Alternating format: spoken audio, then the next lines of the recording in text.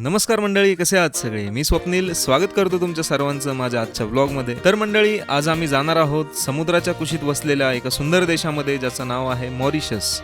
तर सकाळी लवकर फ्लाईट असल्यामुळे आम्ही 2 ते 3 तास आधी छत्रपती शिवाजी महाराज इंटरनॅशनल एअरपोर्ट मुंबई या ठिकाणी आलो आणि आम्ही मॉरिशसला जाणार होतो एका कार्यक्रमासाठी ज्याचं नाव आहे मोगरा फुलला, आणि तो प्रोग्राम अरेंज केला होता स्वान फाउंडेशनने. तर आता सिक्युरिटी चेक झाल्यानंतर आम्हाला मिळाला बोर्डिंग पास आणि त्यानंतर झालं आमचं ग्रुप डिस्कशन की मॉरिशसला गेल्यावर कुठे कुठे फिरायचं आणि काय काय करायचं ते. तर मंडळी, छत्रपती शिवाजी महाराज एअरपोर्ट हे खूप सुंदर एअरपोर्ट आहे आणि भारतातील सर्वात व्यस्त आणि महत्त्वाचं असं एअरपोर्ट आहे. तर आता फायनली बोर्डिंग पास पाहून आम्हाला आतमध्ये सोडलं आणि आता समोर दिसतंय भलं मोठं विमान. तर मित्रांनो, माझी तरी पहिलीच इंटरनॅशनल फ्लाईट असल्यामुळे खूप सारं कन्फ्युजन होतं की बॅगमध्ये काय काय ठेवायचं, लगेजमध्ये काय ठेवायचं, परंतु सगळं व्यवस्थित पार पडलं आणि आता फायनली आमचं सीट मिळालं आणि आम्ही बसलोय आता विमानात. तर मंडळी, आता प्लेन सुरू झालंय आणि आता डायरेक्ट गेलंय ढगात. वरतून खाली बघायला खूप भारी वाटत होतं आणि सगळ्या बिल्डिंग अशा छोटे छोटे दिसत होत्या. आणि थोड्याच वेळात आम्हाला मिळालं एअर मॉरिशस कडून एक किट ज्यामध्ये होतं एअर प्लग, आय मास्क आणि सॉक्स आणि एक पाण्याची बॉटल, आणि लगेच थोड्या वेळाने आलं जेवण ज्यामध्ये भरपूर पदार्थ होते जे तुम्ही पाहू शकता. आमची फ्लाईट ही 6 ते 7 तासाची होती आणि वरतून खाली पाहिलं तर फक्त ढगं आणि फक्त समुद्र एवढंच दिसत होतं. तर मित्रांनो, आता आम्ही पोहोचलोय मॉरिशसच्या एअरपोर्टला.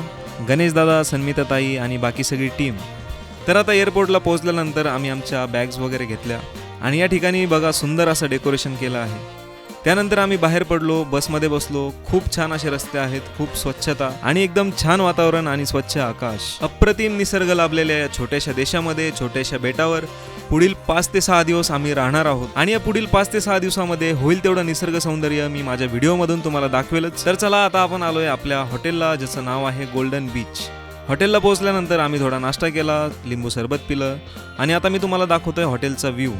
आणि हॉटेल हे एकदम समुद्र किनाऱ्याच्या जवळ होतं, त्यामुळे इथला व्ह्यू खूप छान होता आणि या ठिकाणचं वातावरण थोडंसं उष्ण असल्यामुळे ऍडजस्ट व्हायला थोडा वेळ जाईल. तर आता थोडा आराम केल्यानंतर संध्याकाळचा व्ह्यू बघण्यासाठी आम्ही पडलो बाहेर आणि हा बघा संध्याकाळचा व्ह्यू.